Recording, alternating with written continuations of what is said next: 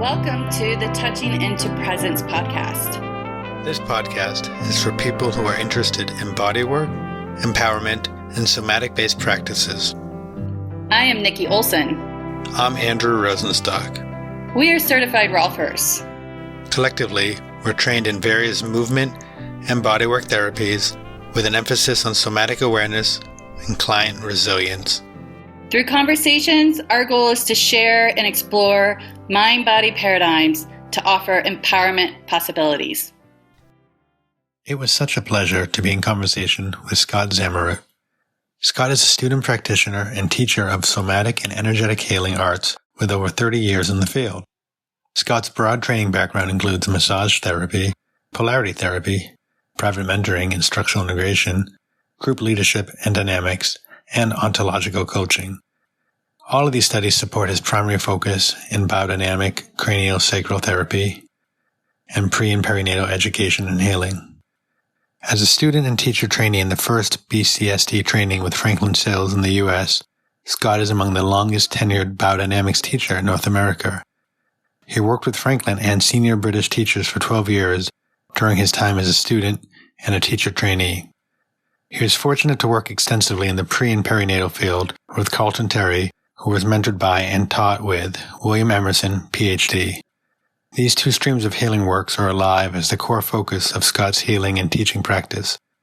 Scott served as a founding board member of the Biodynamic Craniosacral Therapy Association of North America and is a past vice president of the American Polarity Therapy Association. He lives and teaches in Santa Fe, New Mexico. In today's conversation, we spoke about what exactly is pre and perinatal work, going into history and philosophy of this exciting realm, and quite honestly, to try to describe what we talk about here just won't do it justice. This was a really important and educational conversation, and yet still Scott finds ways to make it amusing and enjoyable. You're in for a great ride here, learning all about pre and perinatal work with Scott. So with that, let's begin our talk. Hey, Scott. Hi, Andrew. Hi, Scott. Hey, good to see you. Hi. Yeah. All right, so here we are again. I'm excited. Actually, Scott, your talk was one of the most popular ones we've had. Oh, wonderful. Yeah, so looking at statistics and numbers, it's been the highest in the first week, and it's been pretty steady ever since. So no pressure to live up to that again today. Okay, good. But clearly there's a want or a need, and I mentioned with you as well, I was just in a class last week, or maybe 2 weeks ago, time flies, with Ryan Halford, and he also mentioned having had some talks with you recently, and they're always great, but those are also very popular. So right now, Scott Z is the man of the hour, or the person. I got to be more gender neutral. Right, the human being of the hour. So we're honored to have that human being with us today. Well, thank you. We had said about maybe going into like pre and perinatal and getting a little bit into that. Yeah. Well, we can talk about pre and perinatal. It would be good to kind of frame that whole arena of work for folks. Mm-hmm. I'm really interested in how maybe there isn't a strong differentiation, but how is the prenatal, perinatal education different than the things that are already out there?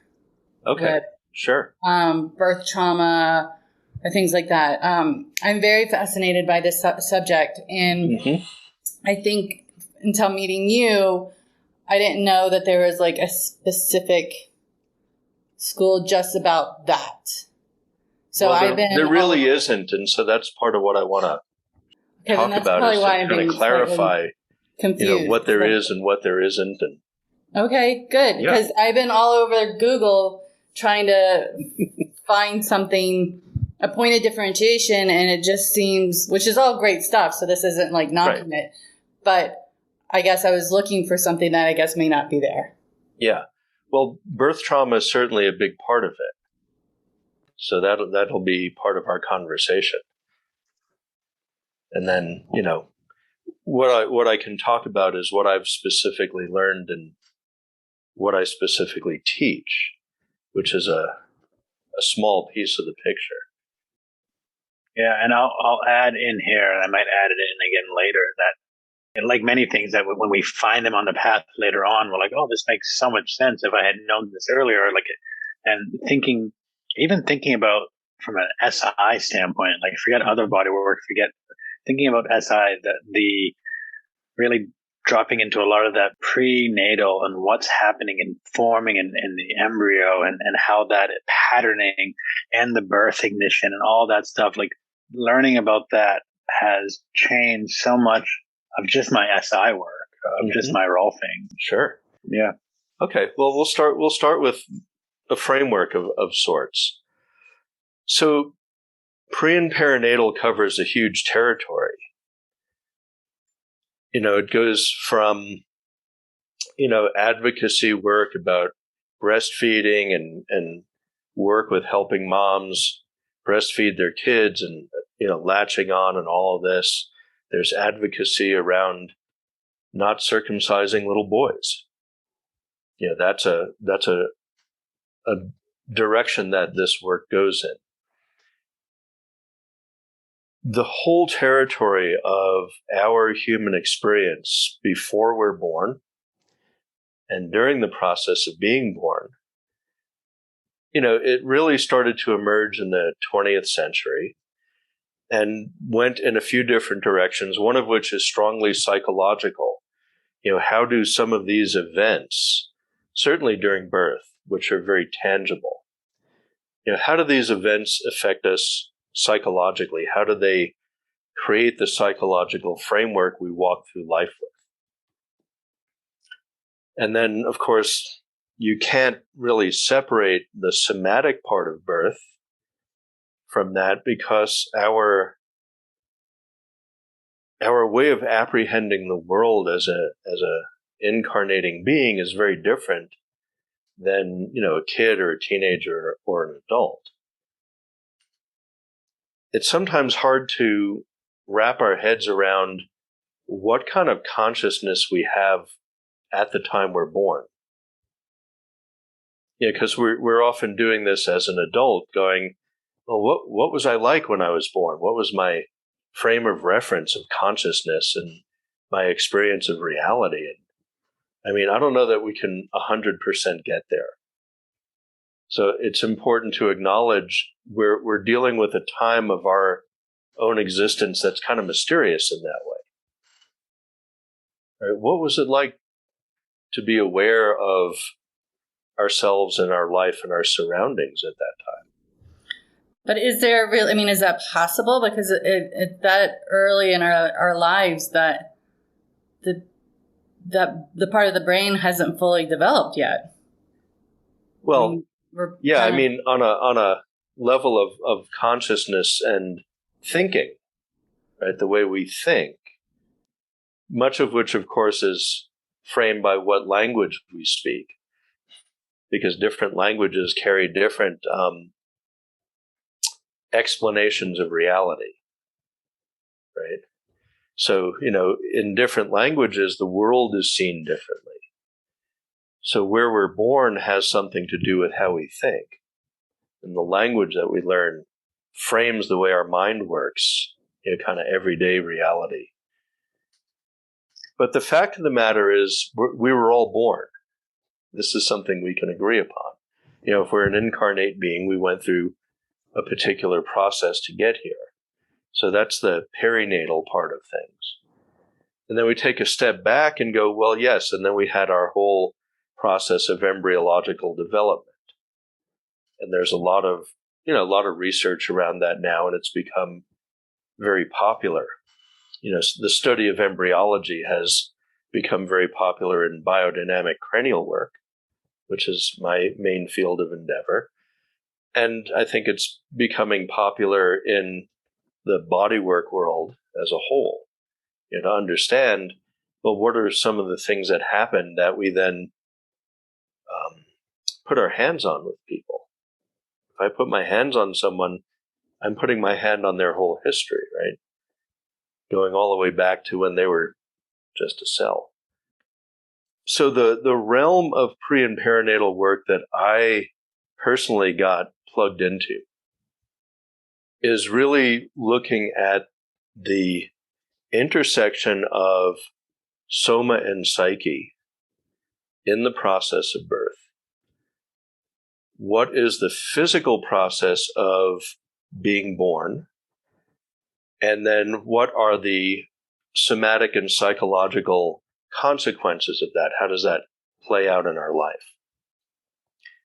And that work is always approached from a perspective of what is the experience of the person being born. So if you, for example, were to look at obstetrical textbooks and whatnot, they're all looking at it from the point of view of the person delivering a baby. And everything they talk about, the stages of birth from an obstetrical point of view are all external. Pre and perinatal work, and again, in the realm that I'm talking about, is all about what was the experience of the person being born. So if it's my experience, it's what was my experience of being born, or Andrew's or Nikki's. What was it like for you to come into this world? And how did that experience shape your physical structure, your soma, as well as your psychological construct, your view of the world, the conclusions you came to during that process that influence who you are today? So on a specific level, the work I learned really comes in a kind of a straight line lineage from a gentleman named William Emerson. William Emerson is one of the kind of premier and main folks who have researched this whole field, particularly the experience of birth and then the prenatal world from a psychological perspective. And, that comes from his own personal experiences studying psychology and then working for many, many, many years, both with, people and children and in workshop contexts, of discovering a whole world of meaning in birth and pre and perinatal experiences. And I was really fortunate to study with one of his direct colleagues, a gentleman named Karlton Terry. And Karlton had worked with William, taught with him, etc. Now, tying this back into our conversation about biodynamics, William Emerson worked with Franklyn Sills, and Franklyn did a lot of the work to understand the passage of a baby through a birth canal. And the interesting thing about that is when we're born, our cranium is really the predominantly large part of our body. So Franklyn, as a craniosacral practitioner, he was able to understand the process and work out the process by which, a baby is born, by which we pass through the birth canal. And as he did that, he discovered there are very specific movement stages that we do in order to be able to be born. And he came up with 4 basic stages, which perfectly dovetailed with William's 4 psychological main stages. And it was like, oh, well, there's a somatic component and a psychological component to birth. And, William incorporated a lot of that into his teaching. And Franklyn also, taught us in the cranial training, some of the basics of the birth process, both Scott, somatically and psychologically. Briefly, mentioning those 4 phases? Oh, sure. Yeah. Somatic? Right. Now you're putting me on the spot. I have to remember them. Their formal names. They don't have to be. It just really, I'm curious. I'm not attached to the formal names. I'm more curious of the relationship. Yeah. So the first stage of birth, which is when a little bit before contractions begin, it's called stage 1. And it's really when our cranium is up against mom's cervix. So that's a big part of it. And then the other part of our birth process is, as the baby, we're lying with one side of our body or the other against mom's spine. So we're either what's called a right side or a left-sided lie. So that's the somatic piece. So we're lying against mom's spine. Our head is up against the cervix, which is closed. And the process of labor is initiated by the baby's body sending a hormone to mom saying, hey, mom, let's do this. So that then begins the process of contractions and all of this. So that's stage one. And stage one goes all the way through the process of the cervix opening, and we, as the baby, heading down, pardon the pun, we head down into the pelvic bones. And stage one ends when our cranium comes up against mom's pelvic bones. That's the end of stage one.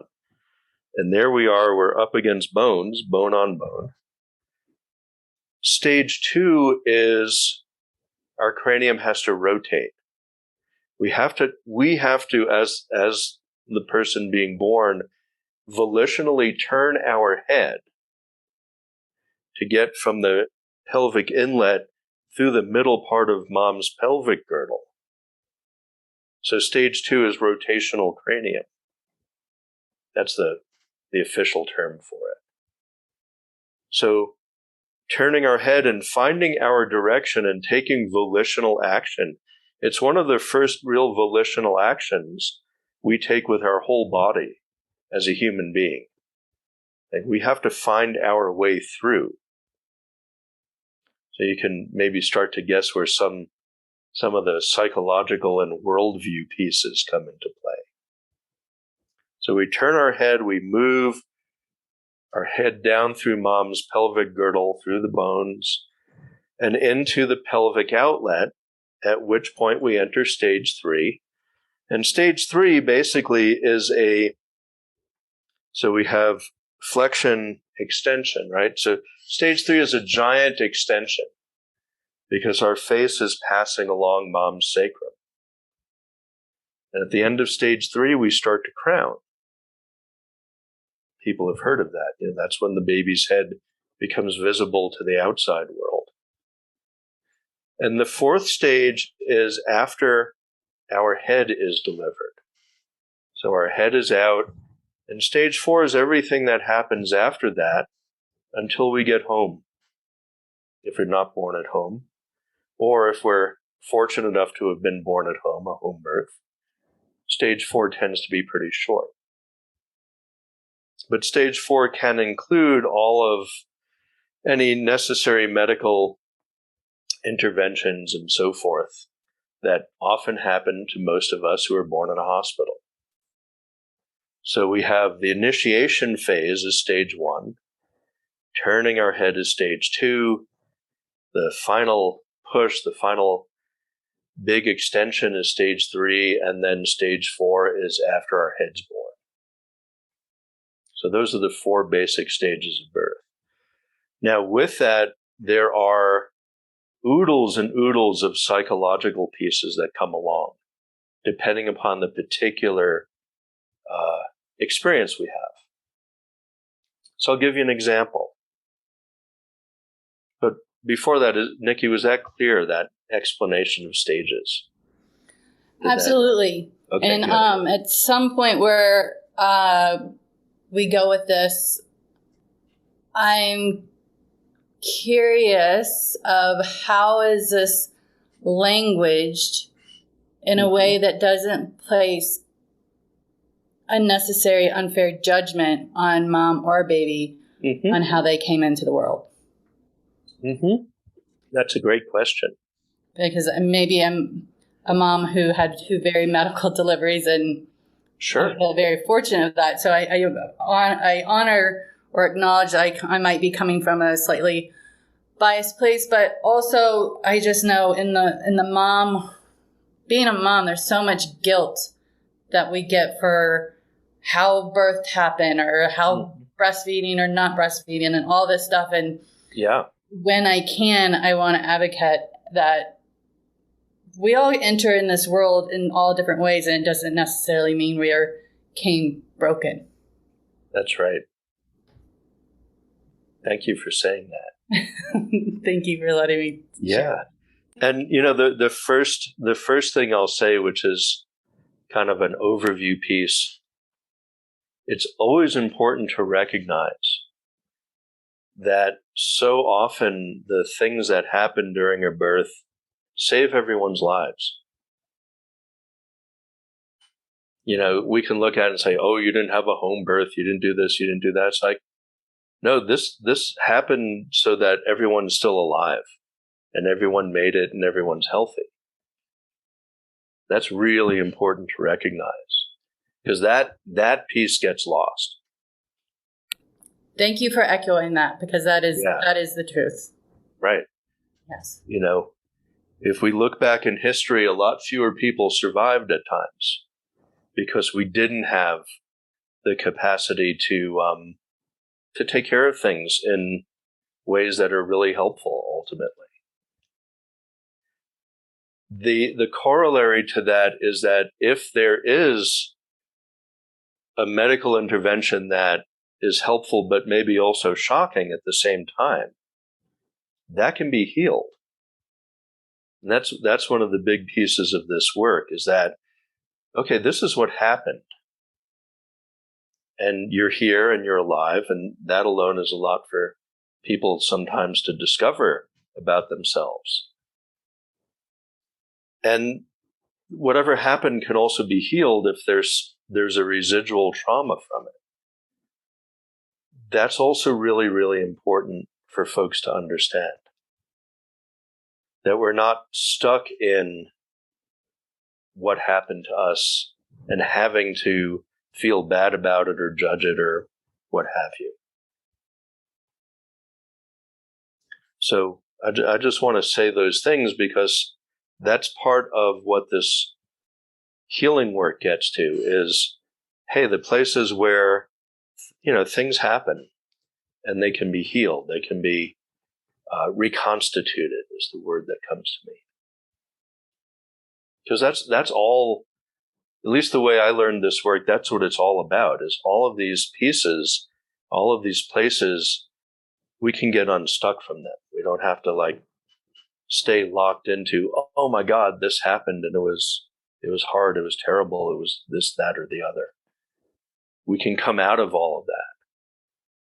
And I've seen amazing changes happen for people, including myself, of whatever the process was can be shifted. So that's a huge emphasis in all of this. So you're reminding me of a time in my life. I haven't had this memory in forever, but my mom went through a very new age phase in her life. And I was in 6th grade, and I was with a bunch of women going through a rebirthing workshop.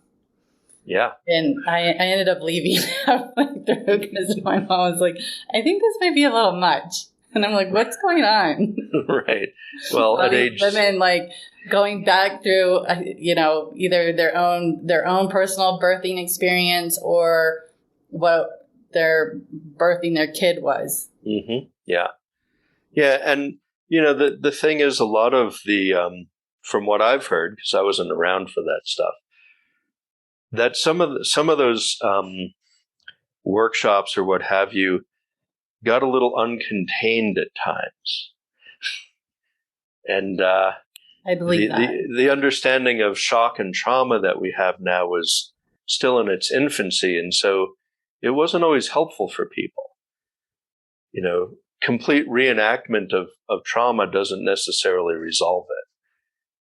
Things need to be a little more contained and slowed down and focused so that healing can really take place.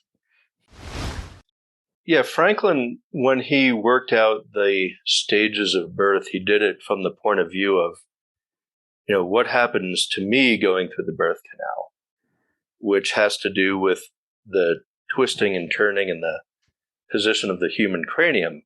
And of course, a cranial teacher would see it that way. But it's also accurate because at that point, our head is kind of the key to the whole game, right? And it is different than obstetrics, and that's very clear from the get-go in learning this perspective. Is we're not learning an obstetrical perspective, we're learning a perspective about what our own experience was and how to meet it, how to understand it, and if there's trauma from it, how to heal that. So, yeah, I am kind of leaning and giving William and Franklyn a lot of credit here, and certainly that's the lineage I was trained in, so that's what I'm most familiar with. And then within the context of that, my teacher, Karlton Terry, placed a real big emphasis on how do we recognize and resolve the shock or trauma that comes out of our own experience. So I'll give an example here. One of my experiences was that Mom and I were anesthetized when I was born. And this was really, really common. Back in the late 40s, 50s, 60s, 70s, a lot of us who were born in hospitals, drugs were used, painkillers and whatnot. The irony, of course, is that, all of us kids were born with drugs, and then we were told in high school not to use drugs. And it's like, well, wait a second. This is a contradictory message here. That's a sociological discussion for another day. I'm just thinking of any young listeners possibly being like, but Mom, this is how I was brought into the world. I'm just getting back to what I'm familiar with. Well, exactly. And part of that is that we do like to recapitulate states of consciousness that are familiar to us. Right? So, say people who maybe experiment with cannabis are going into a place that's familiar to them because that mimics the experience of a lot of these anesthetics that were used during birth. So sure, people go back to those because they're familiar, one, but there's also a part of us. Let me see if I can find the words. There's a part of us that is inherently healthy and that's always looking to heal our experiences that were overwhelming. Here's the thing about anesthetics at birth. The anesthesiologist, they're going to calculate the dosage of the anesthesia or whatever they're giving based on mom's body weight. So mom comes in, she's carrying a baby, she has extra water, etc. I don't know, she weighs 130, 140, 150 pounds, more or less, we'll keep it there. But, moms get big. So the anesthesiologist says, well, you weigh 150 pounds, I need to give you this much. Here's the baby weighs 7 or 8 pounds. Our placenta doesn't filter anything out that gets into mom's bloodstream. So the anesthesiologist gives mom the proper dosage of painkillers and whatnot for a 150-pound woman. And then the 7.5-pound baby gets the exact same dosage. A little bit of a slower onset, but here's a 7.5-pound baby getting enough anesthesia for a 150-pound mother. That's an overdose. Okay? That's way too much. And again, I'm speaking from my own personal experience. Maybe no one else has had this experience. but it's too much. And it leaves an imprint of, anesthetics are like forced dissociation. So maybe we have a lot of people walking around who have a form of parasympathetic shock from that experience at their birth. That can be healed. That can be worked with. But it also explains why people who may have had that birth experience had a fondness for certain, chasing after certain states of consciousness. So that's a simple, that's one actually very prevalent but very simple way of talking about, hey, here's a form of birth trauma. Here's how it gets enacted in life. And also it can be healed. Right? That can be changed. And I've worked with a lot of folks, especially in the pre and perinatal classes, who, they have a lot of anesthetics to discharge from their body. And I've seen a lot of that. So that's one arena. Well, I just want to offer, I'm not discounting that the baby, gets some of the anesthesia medicine and that could have an effect on them.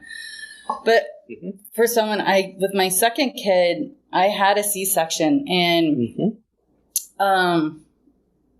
I was very present. And I was also very fascinated by the fact that I couldn't feel my body, but still felt embodied. Yeah. I have worked with other women who had very similar experiences. Right. Which leads me to think, like, when women have these, for me it was planned. My kid it was necessary. Yeah. But wouldn't it be great? I mean, I feel like I was fortunate just because of the line of work I'm in, and just that's an orientation that I like to show up for. But with women, it may be part of the prenatal courses of if you were in an emergency state and a C-section's plan, how to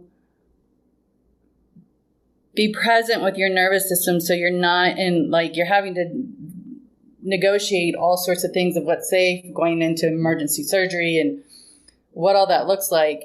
But how could we bring in more support for women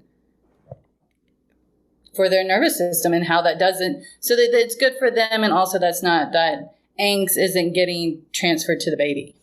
Oh, absolutely. And again, Nikki, that becomes a very specialized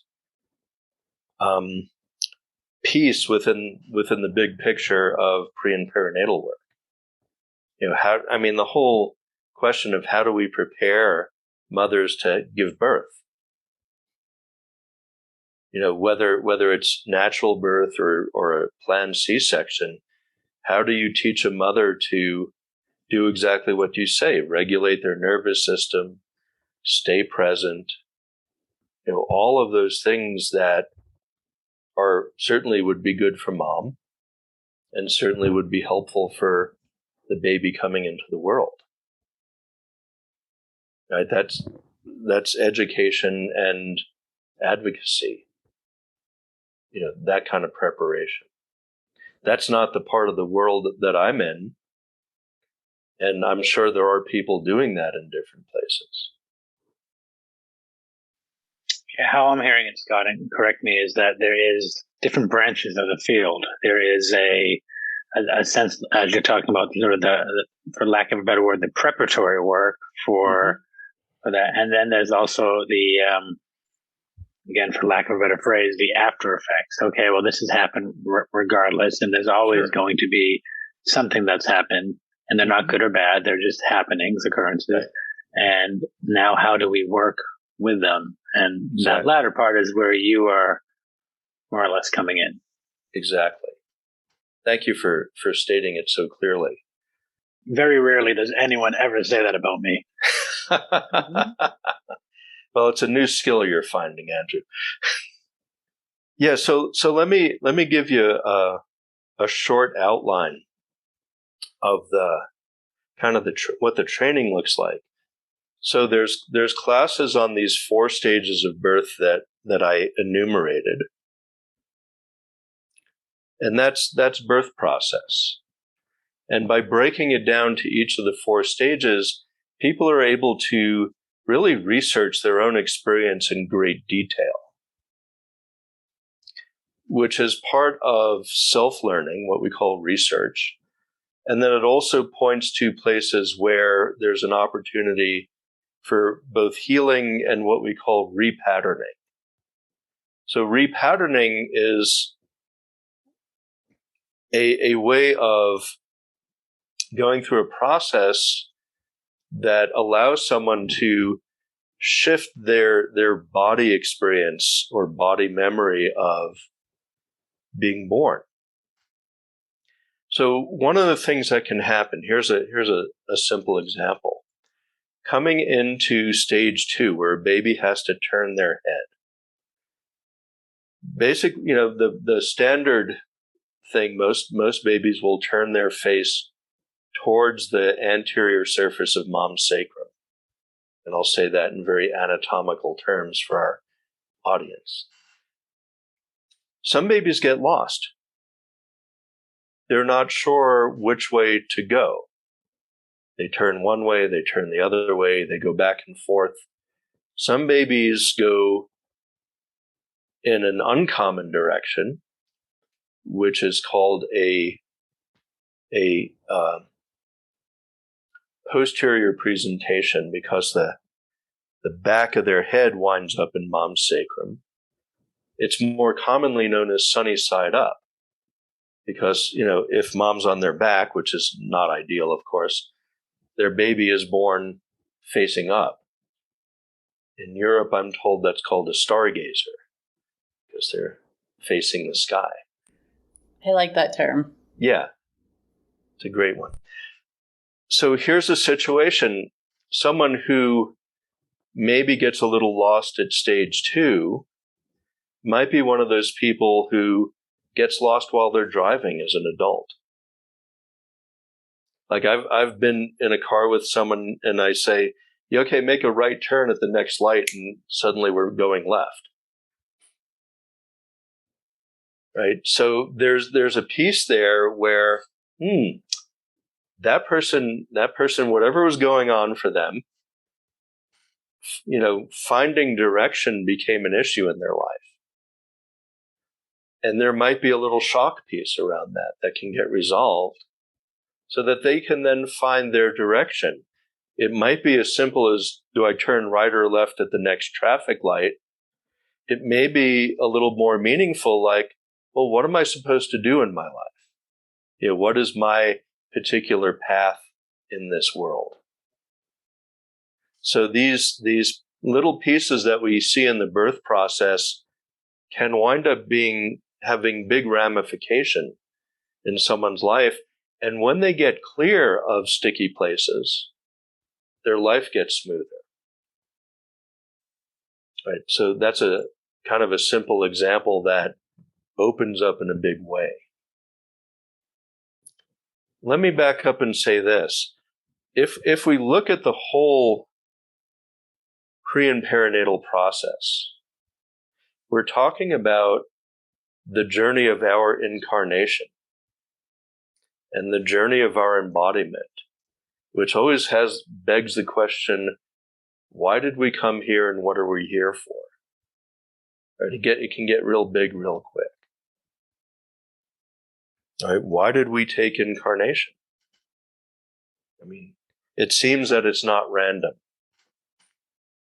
It seems that there's more meaning to it than just it was an accident. So as we unfold looking at, okay, what happens at birth? What happened prenatally? What happened in the journey of the gametes, the sperm and the egg, to get to conception, right? Which is how far back this work goes. All along the way, we're discovering aspects of ourself, choices and decisions and influences that are part of our whole life. It's not just about, okay, I got through the birth canal, yay. It's like, what is the meaning of this whole process for me as an incarnating being coming into this world? What am I here for? So that's kind of the big picture of it. And so in the training, we start with birth, and then we go back to things that happen prenatally. We go back to, for example, the fact that after our conception, we have to implant into our mother's uterine wall. And so that's the first time in this new body we come into physical relationship to another human being. So there's a lot of work around attachment theory and how we make attachment and all of this. Our first attachment, or one of our first ones, comes at implantation. And how that process goes, in turn, will have a big influence on how our attachment plays out in life. And, there's infinite books being written about how our attachment plays out in our relationships, in our work, our family, etc. But this can be traced all the way back to implantation. So if one does one's implantation work, you research it and discover what your particular experience was, that can have a profound effect on one's life. For example, a student in a class discovered that when she implanted and started getting fed by her mom as a little tiny embryo, that there was a tremendous inrush of vitality that she experienced from getting fed. And she was then able to see how big vitality had played a huge role in her life up to the point where she had that discovery. So something came into, like a puzzle piece fell into place. And she understood herself in a new way by understanding her internalized relationship to vitality that happened at implantation. Another can we take I'm curious about something. So with these discoveries, how dependent is it to know the birth story from the parent? Like, let's think of that's a great who question. Were adopted or their parents. That's a great question. Passed, or there's all the ways of not really knowing what your story. It's very simple. Our body knows how it was born. And our body has within it the memories of the process.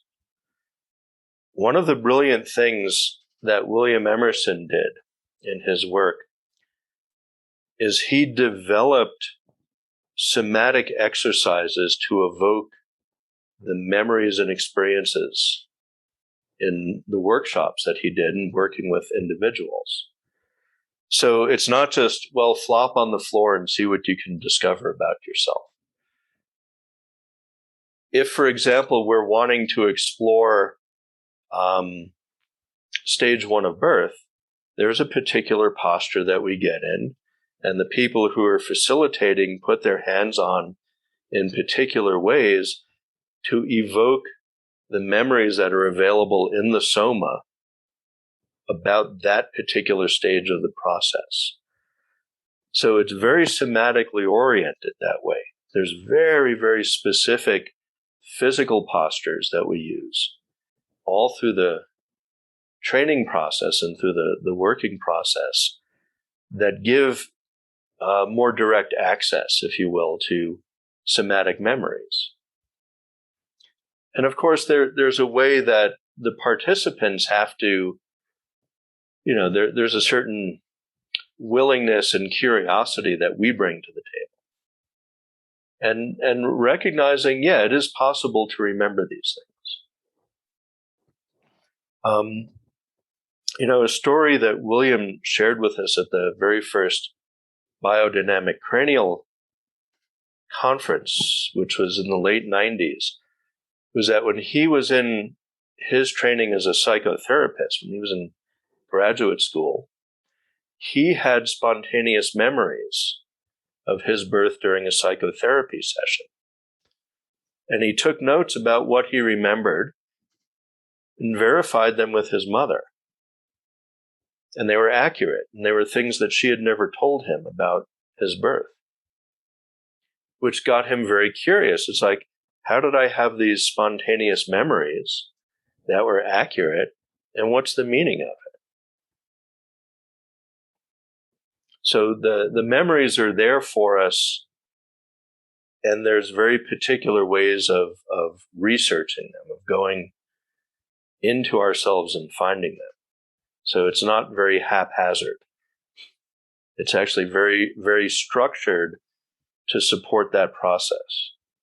So even when we start looking at things like implantation, when we look at discovery, when we even look at the prenatal experiences, there are very particular somatic exercises that we do that can evoke these memories. Yeah, I'll share along that I've it gets hard when we're looking at somatics versus science, or experience versus science, because science does inform a lot. That being said, I've in some of these exercises that I've done, whether intentionally or not, I've had experiences like you mentioned, or worked with people where all of a sudden you have your hands on them and some resonance of a pattern of being in the womb has emerged. And it may not necessarily make sense from a scientific way, which I struggle with because I like that, but it makes sense. And when you have these experiences, like there's no arguing. There's just no arguing. This is what it is. And it's the annoyance, I guess, is, how do you tell someone, how do you explain an experience that you have to feel? Like it gets lost in translation, of course. Right. Well, yeah, science is wonderful, but it only understands what it's researched. Right? If research scientists have not put energy into understanding these processes the way we explore them, then, quote, it's not scientific. It's not that it's not scientific, it's just under-researched. Right? It's like, how does Rolfing work? How does craniosacral therapy work? Most scientists don't even want to enter the room and research it, and try to help understand these things. Partly because there's not a lot of money to be made in that game. Really? There's no money in biodynamics and Rolfing? I thought that's why we all got into it. Isn't that the main catalyst? Yeah, well, they're catalysts for healing. But they haven't been the subject of a lot of thorough scientific research. And to be honest, I've been in this game long enough that I'm just not interested in that anymore. If a van of scientists in white lab coats were to pull up in front of my house and say, "Yeah, let's research it," that's great. Yeah, come on in. But otherwise, I'm not going to run out and look for them. There's because in some ways, don't you think our offices are the labs? Well, sure. We have when you are able to be in business, people are coming in and we see the change. We've been part of the process with the client of encouraging something, and the client gets to take it on and walk out and feel good. Yeah. So I appreciate that's a form of science right there. Well, yeah. The science is the living body that adapted to the change. Yeah. And And I appreciate too, because, part of me wants to know the hard science to say, yes, this works because X, Y, and Z. Right. But the fascinating thing, I think too, my session I had before this conversation was it was amazing how this particular person just changed under the pressure of my hand and got up and was like, wow, that was great. This is amazing. Yeah. And I'm like, I had a chuckle too, because I was like, it is amazing. Right. She's like, how did that happen? I'm like, I don't know, but we did it together. Yeah.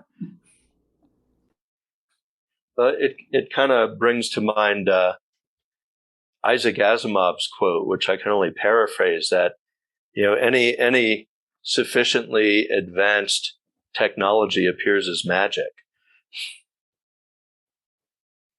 So maybe you were just doing magic. Sometimes it does feel like that, and it's fun. It's interesting. I'm traveling next month, and I have to do the little social media stuff beforehand, and I actually use the word magic in it, which I don't usually use, but it's just a common phrase we hear back or feedback from clients is like, wow, that's magic. Mm-hmm. And of course it's not, it's experience. Well, it's a mix of a few different strands, right? But there are elements of it that can't be measured. And so it's, that's the other piece of science, is it's immeasurable. And so that's where some folks get a little confounded, because if it can't be measured, it's not real to them. So I have a question for you about pre and perinatal, which is, I think it's going to be an easy one. Is Jim Jellis's work at all in pre and perinatal, or is that really just biodynamics, or is there crossover? Yeah, I mean, I'd never studied with Jim, so I don't want to say a lot about that, because I don't have that direct, relationship as student to teacher. That work focuses a lot on embryology. And embryology is the study of formation of a human body. But there's a distinction that I would introduce here. There is the formation of the body in the embryological sense.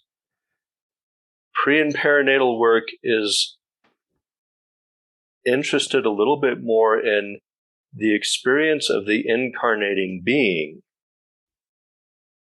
going through the process of their body being formed. So, for example, if we were to look at some of the very, very early things that happen in embryological formation, they're presented in a very general sense. Embryos do this thing, they do that thing, they move in certain ways. In a pre and perinatal context, the question is, okay, this is what we understand embryologically. What was your experience in your consciousness of this process, this movement, this pattern? So it takes it a step into what happened for you at this point in your life. And there's some really interesting things that can happen. So an example of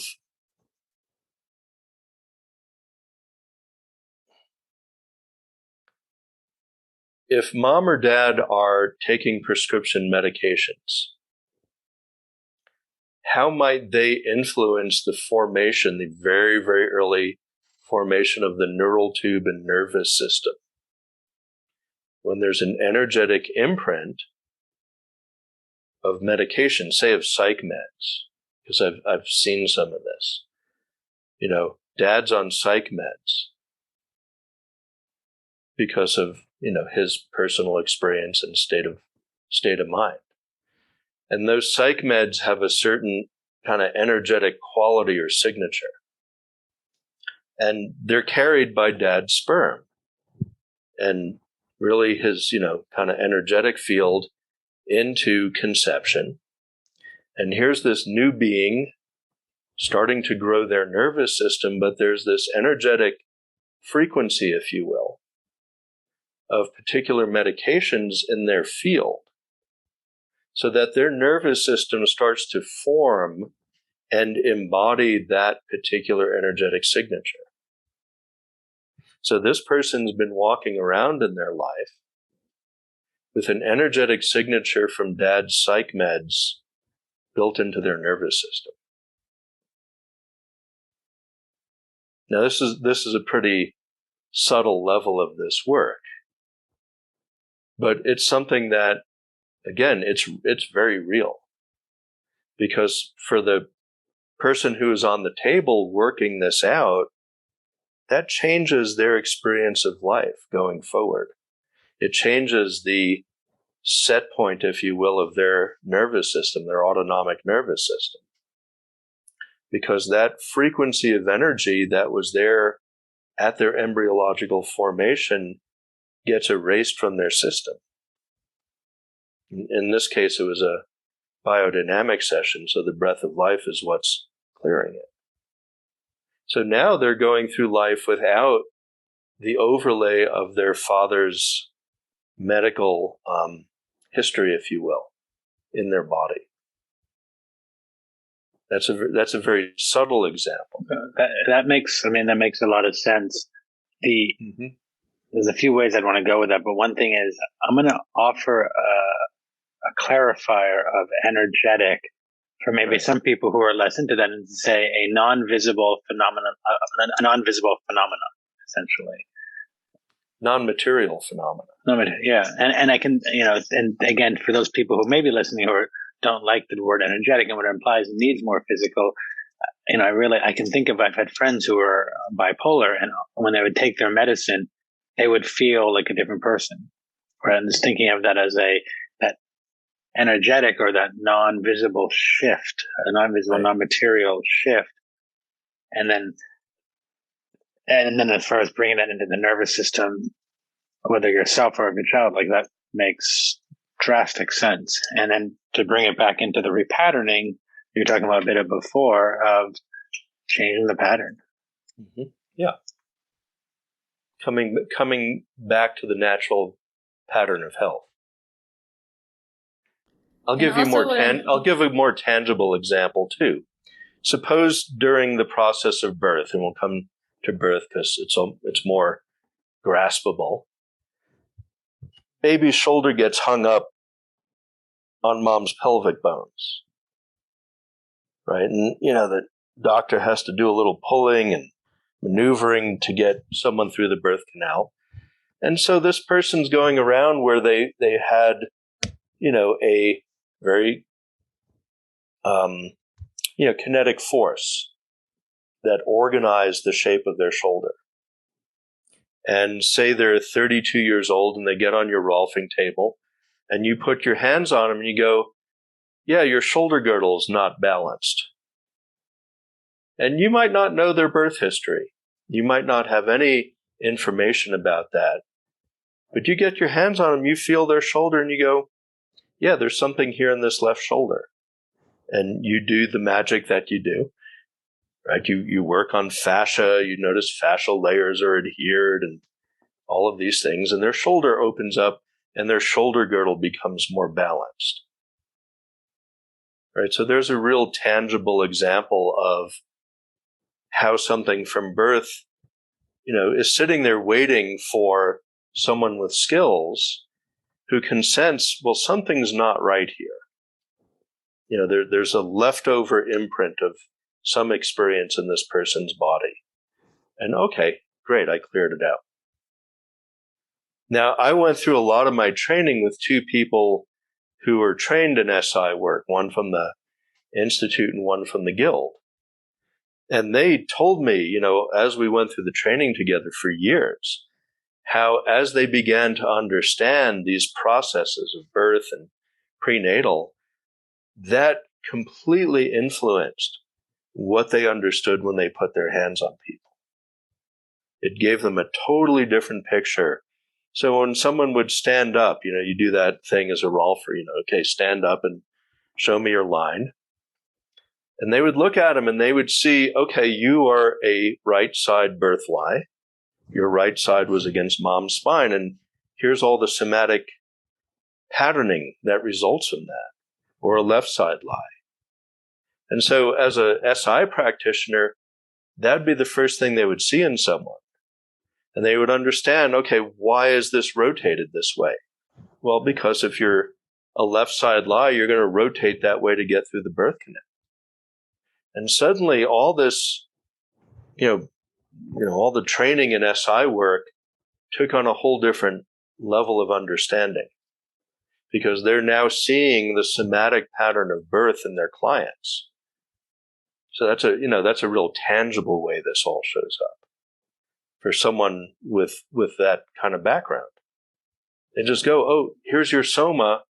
Here's this patterning. Oh, it's consistent.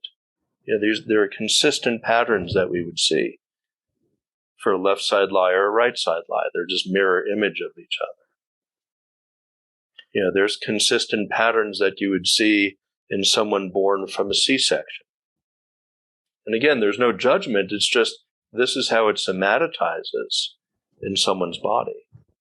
So from an SI perspective, you'd see it one way. From a cranial perspective, we see it in a different way. And now we, studying this work, studying pre and perinatal, oh, here's the origin of the pattern. And there's something about holding, what we're seeing with that understanding that can create more empathy, which is always important for healing. Right? One of the phrases we have in the class Karlton used to use was accurate empathy. If I see a pattern in someone and I understand its origin, rather than just having generalized empathy for them, my empathy can be very specific to the experience that they had in a way that supports the healing process. So having this understanding then creates a facility in the work for helping people resolve places where they're limited. Yeah, it makes me think a lot of an old-fashioned television, right? And so you got the video coming through, and then you move the antenna a little bit to see what are you seeing. Do you need a little more of greens or reds? And it's that sense of, we sometimes talk about a toolbox of which tool you're going to use. If you can learn how to sense into the pre and perinatal stuff, it gives you another story. That's helpful for times. And other times you need to move the antenna dial and see it slightly different. Mm-hmm. But it's all the same. It's all the same, just layers of different views in a way. Yeah. I've lost that articulation you talked about earlier. Oh, no, I think you did it well. It's just when you said an old TV, I thought you were going to go back to black and white as opposed to color. But I think I'm a little older. But yeah, it's just about bringing more understanding to what we're touching, and maybe having a bigger scope of history. Well, I like it was something that we were touching on earlier when you mentioned a client who was taking on his parents' prescription drugs. And I think with all these different types of holistic healings, whether it's structural integration, biodynamic, somatic, all of it, I think a big part of the healing process is going through different healing journeys to learn what is yours and what isn't, and having this safe space and permission to take away what doesn't belong to you so you can live your own authentic life that you were meant to have without the buzz of others around. Yeah, absolutely. That's a great way of saying it, because we do take on, in our journeys, we take on a lot of things that aren't ours. We haven't even mentioned, ancestral things. And that starts to come into play, obviously, in pre and perinatal work, because now we're talking about parents and grandparents and genetics and all of that, and those influences start to be seen. And yeah, it's all about, well, who am I without all these overlays? Right? Who am I without all these layers of conditioning that come from experiences, from other people's panic, what have you? I've seen people, part of their healing process is to recognize, all this anxiety I'm feeling during my birth were the people in the hospital room who were going to deliver. The doctor's over here and he's anxious one way, and this nurse is anxious that way, and this nurse is anxious this way. And, some really sensitive people tune into all of that. And when they're able to go, okay, I'm going to differentiate from the anxiety of all the people who are in the room, turns out I wasn't so bad off after all.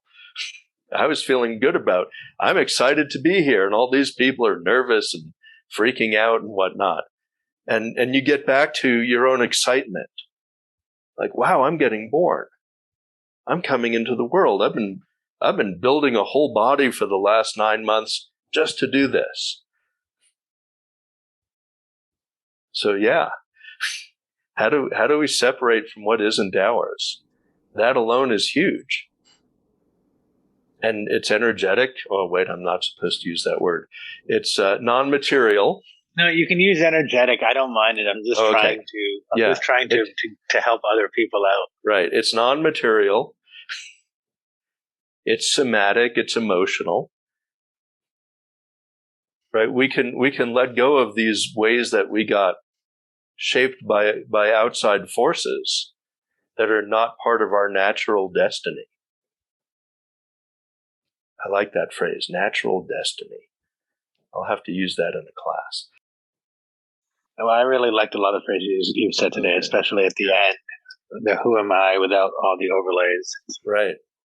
And also, where I was confused before that you really helped, and hopefully helps others, is the difference between embryology and the experience of the incarnate being, and that separation there is really that's the takeaway for me and hopefully for others. Mm-hmm. Yeah.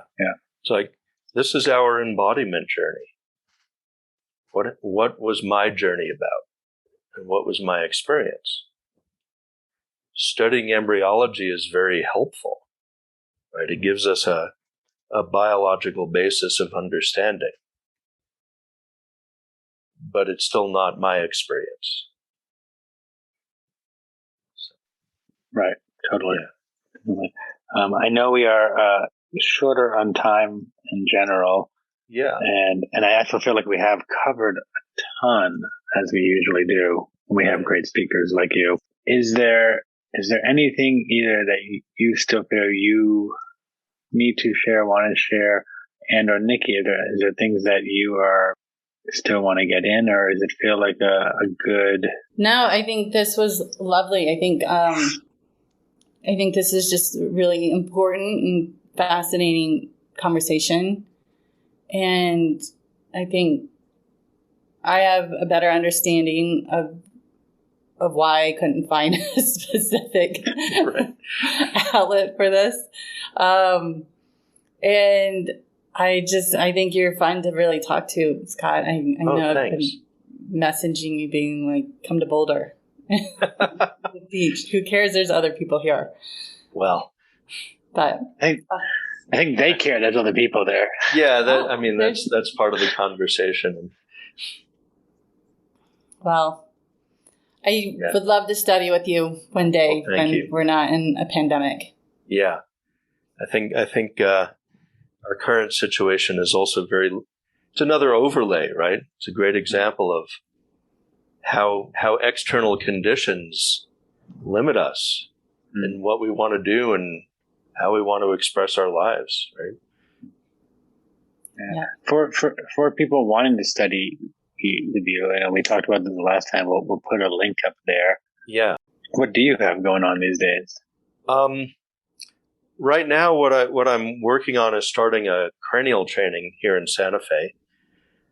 I don't have a pre and perinatal training planned yet, but that is certainly. But maybe one could be created for Zoom. It's not a Zoom. It's not a Zoom thing because of the deeply somatic nature of it. Well, I was kind of hinting at that. I was going to back channel you on this because I did find as an intro postnatal or perinatal. Oh yeah. Zoom. People are doing Zoom things. For me, it just doesn't resonate as something I would want to do that way. Yeah.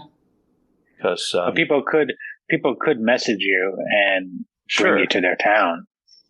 Yeah, or they could come here. Might have to collect everyone in one spot. Yeah. And Holy Faith, it's a great place. It is. So for the time being, when people want to find you, they go to scottzamurut.com and all the info's there. Mm-hmm. Yeah. Super. Yeah. Well, it's been another great conversation. Well, thank you. It's wonderful to converse with you guys. Even if on Zoom. Well, here we are.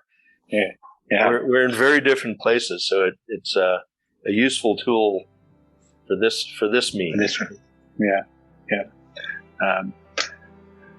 Well, we'll sign off for now. Yeah. Thank you so much. Thank you, Nikki. It's wonderful to chat with you, and I appreciate all your questions and what you draw out. What's that? What you draw out in your question. Tell me about this. Oh, okay. Yeah. Okay. Bye. Take good care. Cheers. Thanks for listening to us at Touching into Presence. We hope you enjoyed today's conversation. You can find out more about Scott at scottzamurut.com. If you enjoyed today's episode, we'd appreciate if you'd leave a positive review of the podcast and subscribe to it through the platform of your choice. When you do this, it really helps other people find us, and we greatly appreciate your support.